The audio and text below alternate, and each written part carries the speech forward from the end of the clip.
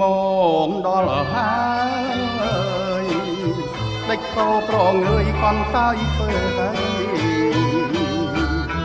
បងមកពីឆ្ងាយជូមន់បាច់អីលុះស្លាបារីដេចមិនទទួលទុក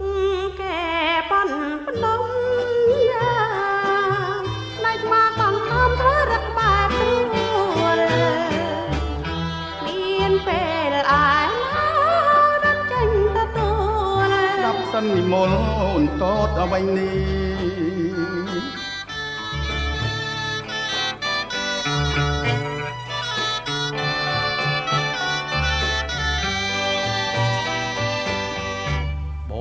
ទុំសូរិយាលោកបងនេះណាជាព្រះចន្ទវង្សបងខំកាត់មកក៏ព្រោះឆោមយងអើព្រះចន្ទវង្ស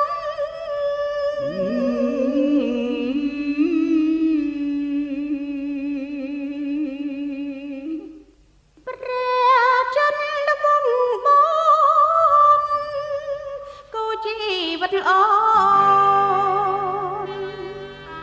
អូនព្រួយអមែបើវេលាថ្ងៃស្អែកយើងនឹងបែកគ្នារយៈកាលកាន់វាមិនតាមផ្ដប់ទីឲ្យយើងបែកគ្នាស្អែកនេះហើយបងសូមអូនកុំភ័យ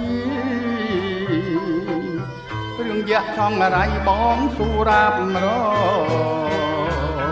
អូនអខ្លាំងណាស់ព្រះចន្ទវង្សបង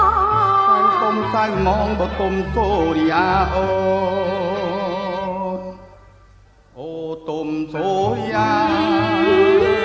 លោកបងឯណាជាព្រះចន្ទវង្ស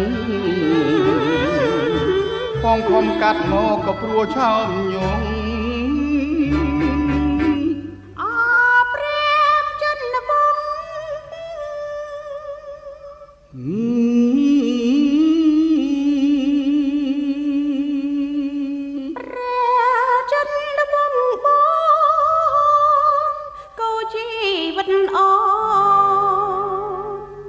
សូមអូនកុំភ័យរឿងយៈចង់រៃបងស៊ូរាបរអូនអខ្លាំងណា